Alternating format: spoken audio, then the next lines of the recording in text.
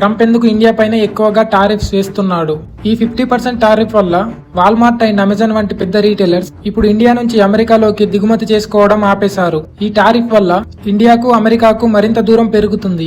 India నుంచి అమెరికాకు వెళ్లే వస్తువులపైన ప్రజెంట్ 25% టారిఫ్ ఉంది. ఆగస్టు 6న త్వరలోనే మరో 25% టారిఫ్ వేస్తామని చెప్పాడు. ఈ ఎక్స్ట్రా 25% టారిఫ్ ఆగస్టు 27 నుంచి అమల్లోకి రాబోతుంది. అయితే ఈ టారిఫ్స్ వేయడానికి కారణం ట్రంప్ చెప్తుంది ఏంటంటే, మన ఇండియా రష్యా నుంచి ఆయిల్ కొనడం వల్ల టారిఫ్స్ వేస్తున్నామని చెప్పాడు. రష్యా నుంచి మన ఇండియా కొంటే అమెరికాకు ఏమవుతుంది అంటే 2022లో యుక్రెయిన్ నాటోలో చేరాలని అఫీషియల్ గా నాటోకి అప్లికేషన్ పెట్టారు. నాటోకి రష్యాకు పడకపోవడంతో ఫ్యూచర్ లో ఎప్పుడైనా నాటోతోని రిస్క్ ఉంటుంది అని రష్యా యుక్రెయిన్ తోని నాటోలో కలవకండి అని చెప్పింది. యుక్రెయిన్ కి చెప్పినా వినకపోవడంతో 2022లో రష్యా యుక్రెయిన్ పైన దాడి చేసింది. 2022లో రష్యా యుక్రెయిన్ పైన దాడి చేసిన తర్వాత అమెరికా అండ్ యూరోప్ దేశాలు యుక్రెయిన్ కి సపోర్ట్ చేస్తూ రష్యా చేస్తున్న యుద్ధాన్ని ఆపాలని రష్యా పైన ఒత్తిడి చేస్తే యుద్ధం ఆగుతుంది అని అనుకున్నారు. అప్పుడు రష్యాకు చెందిన విమానాలు America and Europe union air space లోకి రాకుండా బ్యాన్ చేశాయి. రష్యా నుంచి crude oil, gas and gold వంటి వస్తువులు కొన్ని దేశాలు దిగుమతి చేసుకోవడం తగ్గించాయి. అయితే ఫుడ్ అండ్ ఇంధనం వంటి కొన్ని షిప్స్ కి మాత్రమే పర్మిషన్స్ ఇచ్చాయి. అమెరికా అండ్ యూరోప్ కంట్రీస్ నుండి అడ్వాన్స్ టెక్నాలజీ, మిలిటరీకి అవసరమైన వస్తువులు అండ్ ఎలక్ట్రానిక్స్ రష్యాకు పంపడం ఆపేశారు. అండ్ షిఫ్ట్ నుండి కొన్ని రష్యన్ బ్యాంకుల్ని తొలగించాయి. ఈ షిఫ్ట్ అంటే ప్రపంచ వ్యాప్తంగా ఉన్న బ్యాంకులకు ఏ బ్యాంకు నుంచి ఏ బ్యాంకుకి ఎంత డబ్బు వెళ్లాలన్న ఇన్ఫర్మేషన్ ని ఫాస్ట్ గా అండ్ సెక్యూర్ గా పంపుతుంది. దీంతో రష్యాకు డబ్బుల్ని పంపడం రిస్క్ అయ్యింది. అండ్ రష్యా నుంచి crude oil, natural gas, gold లాంటి వస్తువులు దిగుమతి చేసుకోవడం కొన్ని దేశాలు తగ్గించాయి. అప్పుడు రష్యా మన ఇండియా, చైనా అండ్ టర్కీ లాంటి దేశాలకు తక్కువ రేట్ కే ఆయిల్ నమ్మడం స్టార్ట్ చేశాయి. వీటికి US డాలర్ అండ్ యూరో కరెన్సీని తగ్గించి వేరే దేశాల కరెన్సీని ఎక్కువగా వాడడం స్టార్ట్ చేశాయి. రష్యా నుంచి క్రూడ్ ఆయిల్ డిస్కౌంట్ కి రావడంతో ఇండియా రష్యా నుంచి క్రూడ్ ఆయిల్ ఎక్కువగా కొనడం స్టార్ట్ చేసింది. 2022 యుక్రెయిన్ పైన రష్యా దాడి చేయక ముందు ఇండియా రష్యా నుంచి సుమారు 1% నుంచి 2% క్రూడ్ ఆయిల్ ని దిగుమతి చేసుకుంది.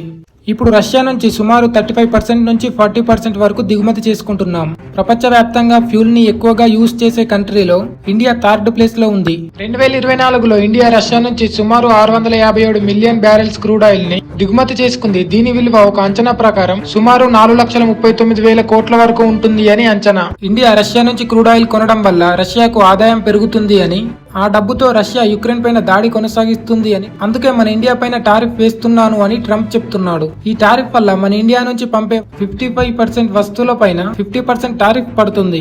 అండ్ మళ్ళీ వీటిపైన కస్టమ్స్ డ్యూటీ పడుతుంది. 2024లో ఇండియా నుంచి అమెరికాకు సుమారు $79.44 బిలియన్ విలువైన వస్తువులని పంపాము.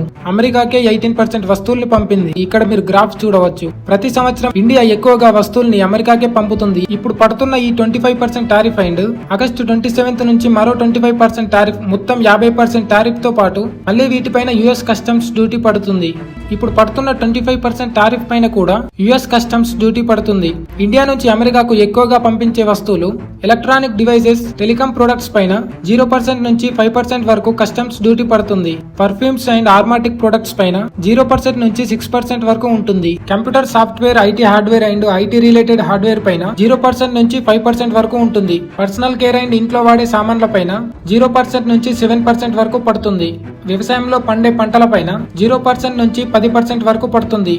అయితే ఇండియా నుంచి అమెరికాకు వెళ్లే వస్తువులపైన ఎక్కువగా customs duty cotton, steel, synthetic వస్తువులు అండ్ రెడీమేడ్ క్లాత్స్ పైన 15% నుంచి 32% వరకు ఉంటుంది. లెదర్ తో చేసిన ఫుట్వేర్ పైన 20% నుంచి 30% వరకు ఉంటుంది. లెదర్ తో కాకుండా ఇంకా వేరే వాటితో చేస్తే కొంతవరకు తక్కువ కస్టమ్స్ డ్యూటీ పడుతుంది.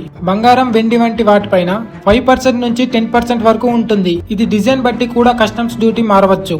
ఫర్నిచర్ పైన 5% నుంచి 20% వరకు ఉంటుంది. ఇప్పుడు చెప్పిన కస్టమ్స్ డ్యూటీ ఎప్పటికప్పుడు మారవచ్చు. ఆగస్టు 27 నుంచి 50% టారిఫ్స్ అండ్ కస్టమ్స్ డ్యూటీ కూడా పడుతుంది. ఇవన్నీ కలుపుకుంటే కొన్ని వస్తువులకు 80% వరకు ఎక్కువ రేట్ ఉంటుంది. అక్కడ కొనే వాళ్లకు కాస్ట్ ఎక్కువ అవుతుంది. అప్పుడు ఎక్కువగా కొనరు. అక్కడ ఉండే రీటైలర్స్ ఇండియా నుంచి ఇంపోర్ట్ చేసుకుంటే టారిఫ్స్ ఎక్కువ ఉండడంతో అక్కడ వ్యాపారం చేసే వాళ్ళు ఈ టారిఫ్ వల్ల బాధపడుతున్నారు. వాల్మార్ట్ అండ్ అమెజాన్ వంటి కొంతమంది రీటైలర్స్ ఇండియా నుంచి అమెరికాకు కొంతకాలం పాటు దిగుమతి చేసుకోవడాన్ని తగ్గించారు. వాళ్ళు బంగ్లాదేశ్, వియత్నాం అండ్ చైనా వంటి వాటిపైన ఆధారపడాల్సి ఉంటుంది. చైనా వంటి దేశాలపైన ఇండియాతో పోలిస్తే తక్కువగా టారిఫ్లు ఉండడంతో వాళ్ళ మీదే ఆధారపడే అవకాశం ఉంది. వేరే దేశాల నుంచి వచ్చిన వస్తువులపైన ఎక్కువగా ఇంట్రెస్ట్ చూపిస్తారు. ఒకవేళ వేరే దేశాల నుంచి సప్లై సరిపోకపోతే డిమాండ్ పెరుగుతుంది, అప్పుడు అమెరికాలో ఇన్ఫ్లేషన్ పెరిగే ఛాన్స్ ఉంటుంది అని, దీనివల్ల అమెరికా ఆర్థిక వ్యవస్థ దెబ్బతింటుంది అని అక్కడి ఎక్స్పర్ట్స్ చెప్తున్నారు. ఇండియా అమెరికాకు పంపించే వాటిపైన టారిఫ్ ఎక్కువగా ఉండడంతో ఇండియా నుంచి ఎగుమతులను యుఏఈ, ఆస్ట్రేలియా, ఆసియన్ కంట్రీస్ కి అండ్ కొరియా, జపాన్ తో పాటు మరో 50 దేశాలకు పంపడానికి ఇండియా గవర్నమెంట్ ఏర్పాటు చేస్తుంది. The ministry of commerce officials చెప్పింది ఏంటంటే ఈ టారిఫ్ సమస్యను పరిష్కరించడానికి అమెరికాతో మాట్లాడుతున్నామని చెప్పారు. ఇండియా రష్యా నుంచి ఆయిల్ కొనడం ఆపేస్తే డొనాల్డ్ ట్రంప్ టారిఫ్స్ తగ్గిస్తామంటాడో లేదా ఇంకేమైనా అంటాడో చూడాలి. ట్రంప్ ఎప్పుడు ఏం మాట్లాడతాడో తెలీదు. ట్రంప్ గురించి మీరు ఏమనుకుంటున్నారు? కామెంట్లో చెప్పండి. వీడియోలో ఇన్ఫర్మేషన్ ఉంటే లైక్ చేయండి. Thanks for watching.